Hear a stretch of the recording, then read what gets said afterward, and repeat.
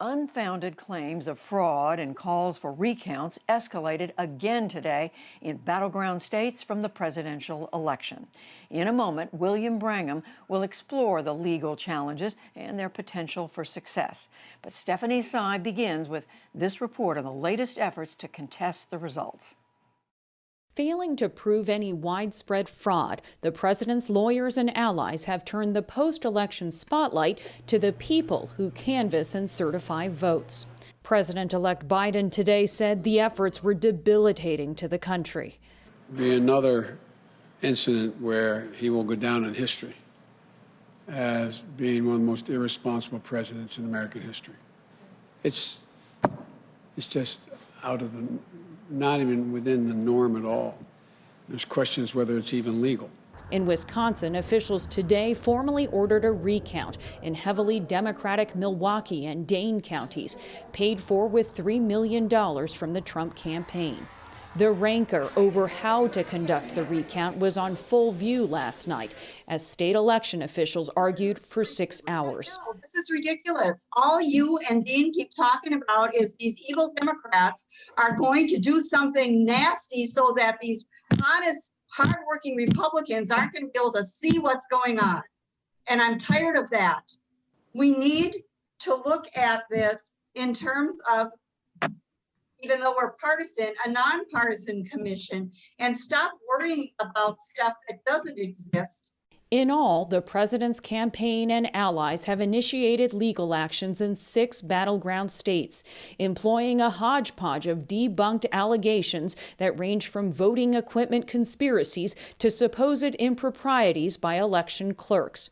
Publicly, at least, most Republicans in Congress still defend the effort. I think every legal vote should be counted, every recount should be finished, and every legal challenge should be heard. Lacking evidence or legal standing, several of the cases have been dismissed or dropped.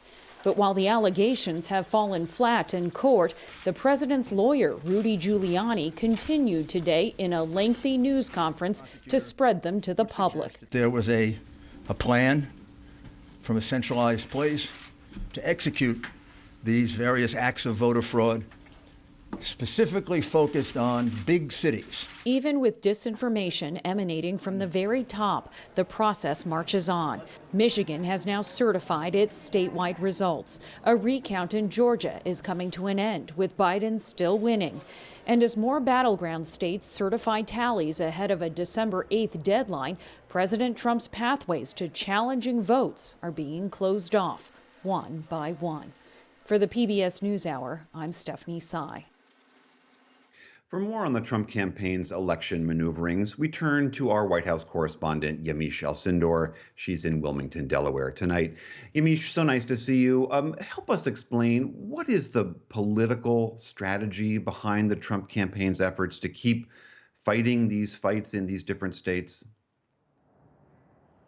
Well, President Trump is continuing to ratchet up his campaign to unjustifiably have the election overturned in his favor by getting personally involved in a way we have not seen any American president do in an election. And the Trump campaign is continuing to file lawsuit after lawsuit without any evidence of their claims of voter fraud. And most of that is coming through the president's personal attorney, Rudy Giuliani. Now, the president did something that was very, very remarkable. He called 2 county officials in Michigan, in Wayne County, which includes Detroit, and he essentially talked to them about the election. Now, these officials were people who did not at first want to certify the votes. They then went ahead and voted to certify them. But after talking to President Trump, they then decided they wanted to rescind their votes to certify. Now, state officials say that there is no legal avenue to do that. But critics of the president say that this is dangerous behavior for him to actually be calling people personally as the president of the United States. Also, the president has invited the top 2 Republican elected officials in Michigan. They have a Republican-controlled state legislature to the White House. Critics of the president say that's going to be, again, a bid for him to try to overturn a state where President-elect Joe Biden is leading him by 150,000 votes. Now, I put the question to President-elect Biden today: is all of this behavior from the president? Is it making you change your legal strategy? Is it making you alarmed? He said that he is not changing his legal strategy at this time, but that the president is being irresponsible and possibly being the most irresponsible president in U.S. history.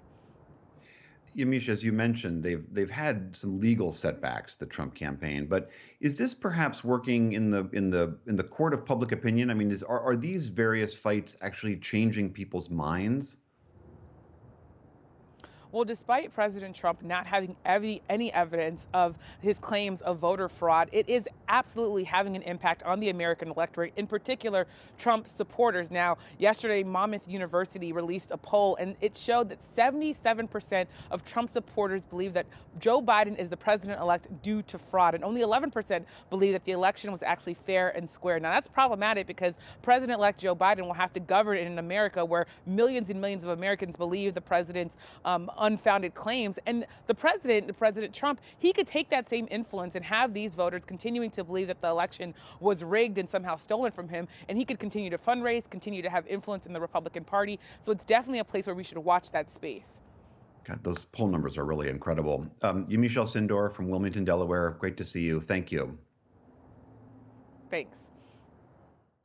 For more on the president's moves, we turn again to Nate Persily. He is at Stanford University Law School, and he is the co-founder of the Healthy Elections Project. Nate, great to see you again.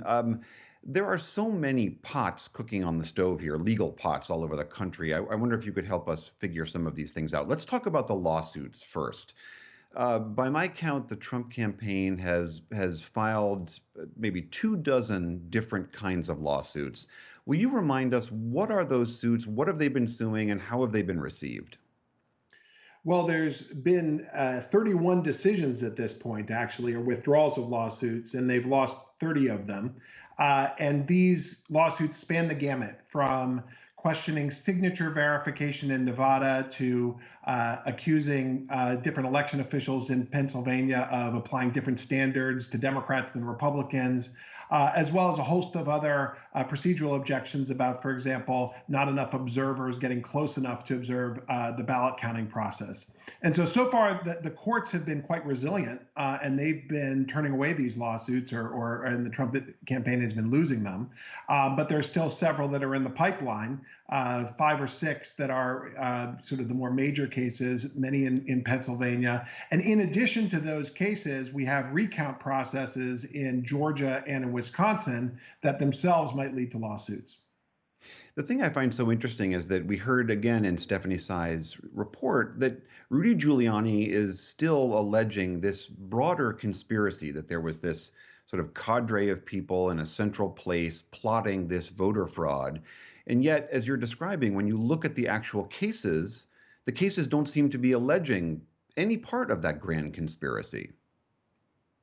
Well, that's right, because it can't be proven. So you can't just say sort of the man behind the curtain is responsible for all of these voting problems and not know who that man might be. And so there's been a kind of blunderbuss approach to these accusations. They include, accusations about the voting machine manufacturers, accusations about local election officials or even people in polling places. And then you have accusations against the state officials, some of whom are Republican and some of whom are Democrat. So it's not as if it's just going after some kind of conspiracy on the part of the Biden campaign. It's going after the entire election infrastructure in some respects, saying that there was a multi-state effort in order to sort of shift votes to Biden. You mentioned before that there were recounts that are going on. Can you remind us where those are happening and whose votes are being counted? So right now we have a full-on recount that's happening in Georgia, and that should conclude in the next few days. And those are all the ballots that were cast in Georgia. It's actually technically what we call an election audit, but they're going to be recounting all the ballots. And just to prepare your viewers, there will be a difference in the numbers that are recounted than the ones that were the final totals. There always are in these kinds of recounts, but they won't be in the thousands that would be needed to flip the result. In Wisconsin, we have a different procedure that's about to unfold where the Trump campaign has paid $3 million to have recounts in Dane and Milwaukee counties. Dane is where the capital Madison is. And so they will do some recounts there to see whether there's any sort of significant errors between the votes that were cast on Election Day and in the mail balloting process and in the final totals. So help us, if as you described, the lawsuits have almost universally failed and the recounts are unlikely to change things in any substantive way, what is the point here? What is this? You've described in the past the so-called nuclear option. What is that, and are these steps leading up to that?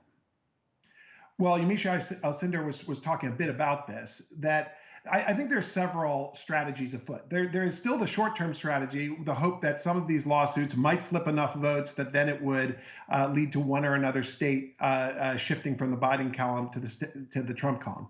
Then there's a sort of larger strategy, I think, of casting doubt on the legitimacy of the election and the legitimacy of Joe Biden as president. That serves two purposes. One is a long-term purpose of undermining the Biden administration. The other is to maybe spur some state legislators to say, well, this election was inherently flawed, and so therefore we, the legislature, under the Constitution, are going to designate the slate of electors for Trump for the Electoral College. But I don't want to, that is such a far-fetched and unlikely possibility. I don't want people to think that that's, either that it's happened before, because it hasn't, or that it's very likely. But it is, as you said, the nuclear option, the idea that you would overturn an election and essentially take away the rights of the voters and replace it with the rights of the politicians in the state legislatures.